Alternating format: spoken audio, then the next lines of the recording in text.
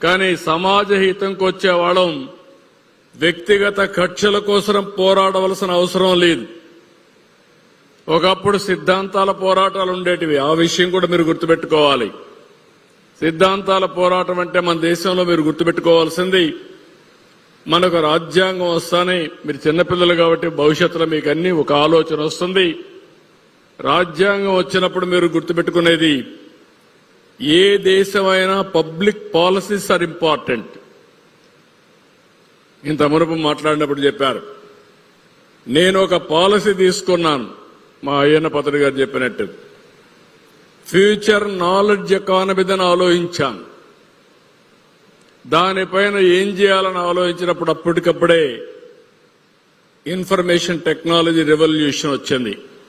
అంటే bill gates internet innovate చేశాడు late 90s లో. దాన్ని అవకాశంగా తీసుకుని తెలుగు వాళ్ళు నెంబర్ 1 గా ఉండాలని నేను ఆలోచించి నెంబర్ ఆఫ్ ఇంజనీరింగ్ కాలేజీలు పెట్టాను. 30 ఇంజనీరింగ్ కాలేజీల్ని 9 సంవత్సరాల్లో 300 ఇంజనీరింగ్ కాలేజీలు చేశాను. అది చూసిన తర్వాత అందరూ ఇంజనీర్లు కావాలి. అదే మరి జిల్లాకు ఒక మెడికల్ కాలేజీ పెట్టాను. అయితే ఇవన్నీ పెట్టిన తర్వాత మీలో చదువుకున్న తర్వాత ఉద్యోగాలు కావాలి. అప్పుడు ప్రపంచంలో ఉండే కంపెనీస్ అన్ని తీసుకొచ్చాం. ఆ ఒక్క పబ్లిక్ పాలసీ మీరు చూస్తే నాలెడ్జ్ ఎకానమీ ఈరోజు దేశంలో 20 సంవత్సరాల్లో నెంబర్ 1 ఎకానమీ ఆంధ్రప్రదేశ్ హైదరాబాద్ గా తయారైంది, తెలంగాణగా తయారయ్యే పరిస్థితికి వచ్చింది ఒక్క పబ్లిక్ పాలసీ. ఈ ఒక్క పబ్లిక్ పాలసీ మన వాళ్ళు 100 దేశాల్లో ఉద్యోగ అవకాశాలకు వెళ్లారు. 100 దేశాల్లో మీరు చూస్తే 25 ఏళ్లే అమెరికాలో ఉండే అమెరికన్స్ కంటే, బ్రిటన్లో ఉండే బ్రిటిష్ వాళ్ళ కంటే, స్విట్జర్లాండ్ లో ఉండే ఆ దేశస్తుల కంటే తలసరి ఆదాయం హైయెస్ట్ వస్తా ఉందంటే అది నాలెడ్జ్ ఎకానమీకి ఉండే పవర్ అని చెప్పి మీ అందరికీ విజ్ఞప్తి చేస్తున్నా.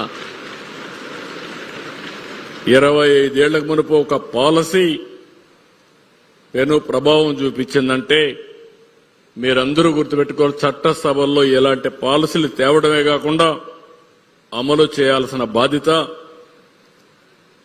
వ్యవస్థ పైన ఉంటుంది. మంత్రులు, ముఖ్యమంత్రి లేకుంటే దేశంలో ప్రధానమంత్రి, మంత్రులు దాన్ని సూపర్వైజ్ చేసే బాధ్యత ఉంటుంది. మారుతున్న కాలానికి అనుగుణంగా 106 సార్లు మనం రాజ్యాంగాన్ని మార్చుకున్నాం, అమెండ్మెంట్లు కూడా చేసుకున్నాం. కానీ దాని స్వరూపం మాత్రం ఎప్పుడూ మారలేదు. గుర్తుపెట్టుకోవాలి, ప్రాథమిక హక్కులకు బాధ్యత ఎక్కడ కూడా వైలేట్ కాలేదు. అదే మరి బాధ్యతలు విస్మరించినప్పుడు చెక్స్ అండ్ బ్యాలెన్సెస్ పెట్టాం. మీరు గుర్తుపెట్టుకోవాల్సింది, ఒక పక్క చట్టసభలున్నాయి, ఇంకో పక్క చేసిన చట్టాలని అమలు చేయడానికి ఇక్కడ అడిగితే అందరూ ఐఏఎస్ ఐపీఎస్ అవుతా ఉన్నారు. వాళ్ళందరూ అమలు చేసే బాధ్యత వాళ్ళపైన ఉంటుంది. అదే సమయంలో జ్యుడిషియరీ ఉంది. ఎక్కడైనా మనకు విరోధం వస్తే, డిఫరెన్స్ వస్తే, వైలేషన్స్ వస్తే రాజ్యాంగాన్ని నేరుగా జ్యుడిషియరీ కంట్రోల్ చేస్తుంది. జ్యుడిషియరీలో మీరు ఒక విషయం గుర్తుపెట్టుకోవాలి, మెజిస్ట్రేట్ కోర్టు నుంచి సుప్రీంకోర్టు వరకు అల్టిమేట్ గా రాజ్యాంగాన్ని పరిరక్షించేది ప్రెసిడెంట్ అయితే, దానికి సుప్రీంకోర్టు అనేది అంతిమ నిర్ణయం తీసుకునేది సుప్రీంకోర్టు అని చెప్పి కూడా నేను మీకు తెలియజేస్తున్నా. ఆ విషయం మనం గుర్తుపెట్టుకోవాలి, మీ అందరికీ ఒక ఐడియా ఉండాలి. ఇంకొక పక్క మీడియా ఉంది, అనేక మార్పులు వచ్చేసాయి. ఒకప్పుడు ఆల్ ఇండియా రేడియో ఒకటే ఉండేది. ఎవరైనా అసెంబ్లీ సభ్యులు మాట్లాడితే, ఇప్పుడు మీరు మాట్లాడారు, మాక్ అసెంబ్లీ అయినా మీ పేర్లు రేపు సోషల్ మీడియాలో, ఎలక్ట్రానిక్ మీడియాలో మీ ఊరు, మీ స్కూల్లో ఉండే పిల్లలు కూడా ఎట్లా మాట్లాడారు అని చెప్పి మా ఎమ్మెల్యే ఎట్లా మాట్లాడారు మాక్ అసెంబ్లీని చూశారు. రేపు పోతానే మీ అందరిని అభినందిస్తారు, శభాష్ బ్రహ్మాండంగా మాట్లాడారని చెప్పి. అలాంటి ఎలక్ట్రానిక్ మీడియా వచ్చిన తర్వాత తర్వాత సోషల్ మీడియా వచ్చింది. ఇప్పుడు సోషల్ మీడియాకు అదుపు లేకుండా పోయింది. ప్రతి ఒక్కరూ సోషల్ మీడియాలో పోస్టులు పెట్టేస్తారు. వ్యక్తిగత హననం కూడా చేసే పరిస్థితికి వస్తుంది. క్యారెక్టర్ అసాసినేషన్ చేస్తున్నారు. ఆడబిడ్డలపైన పోస్టులు పెట్టడం మామూలు కూడా కాదు, చాలా భయంకరంగా. నూకుడు ఫోటోస్ కూడా పెట్టేసే పరిస్థితి వస్తుంది. అవి కూడా మార్పుడవి. ఇలాంటివన్నీ వచ్చినప్పుడు దానిపైన కూడా మీరు చర్చించి ఏం చేయాలనో మీరు మాట్లాడే పరిస్థితికి వచ్చారు. ఇక్కడ ఒక విషయం గుర్తుపెట్టుకోవాలి. మనకు స్వాతంత్రం వచ్చినప్పుడు మీరు చూస్తే మన దేశంలో భిన్న కులాలున్నాయి, మతాలున్నాయి, ప్రాంతాలున్నాయి, భాషలున్నాయి, విభిన్న సంస్కృతులున్నాయి, జాతులున్నాయి. ఇప్పటికి కూడా ఏజెన్సీ ఏరియాలో ఉండే గిరిజనులు చాలా వెనుకబడి ఉన్నారు.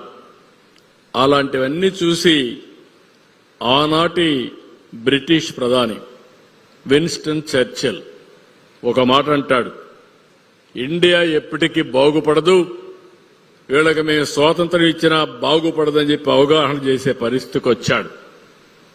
అలాంటి అవహేళన చేసిన ఆనాటి ప్రధానమంత్రిని చూస్తే ఈరోజు భారతదేశం మన రాజ్యాంగ ఫలితం 4వ అతిపెద్ద ఎకానమీగా తయారైంది. బ్రిటిష్ ను కూడా దాటేశాం. అంటే మనకు అవకాశాలు లేక కాదు, తెలివి లేక కాదు, వనరులు లేక కాదు, 200 సంవత్సరాలు బానిసత్వంతో బతికాం, పరదేశ పాలనతో బతికాం. ఈ విషయం మీరు గుర్తుపెట్టుకోవాలి. పిల్లలంతా మీరు ఏమనుకుంటారంటే ఫ్రీగా వచ్చేశారు కాబట్టి యాస్పిరేషన్స్ అన్నీ ఉంటాయి కాబట్టి మాట్లాడుకుంటున్నాం. కానీ ఒకప్పుడు ప్రపంచంలోనే అగ్రదేశంగా ఉన్న భారతదేశం 200 సంవత్సరాలు బానిసత్వంతో కడాన ఇక్కడ మీరు చూస్తే మన దేశ సంపద అంతా కూడా తీసుకెళ్లిపోయారు. ఇక్కడే కోహినూరు వజ్రం దొరికింది. ఆ కోహినూరు వజ్రం ఆ రోజు నిజాంకి ఇచ్చారు. నిజాం బ్రిటిష్ వాళ్ళకి ఇచ్చేశాడు. అంటే మన సంపద ఏ విధంగా పోయిందనే ఉదాహరణలు ఇవన్నీ. కానీ ఈరోజు చూస్తే ప్రధానమంత్రి గారిని మనం ఒక్కసారి ఆలోచిస్తే, నేను ఒక మాట చెప్పాను ముందుగా, ఈ దేశానికి వచ్చినటువంటి అనేక సార్లు మొట్టమొదటిసారిగా మనం సోషలిస్టిక్ ఎకానమీకి వెళ్ళాం.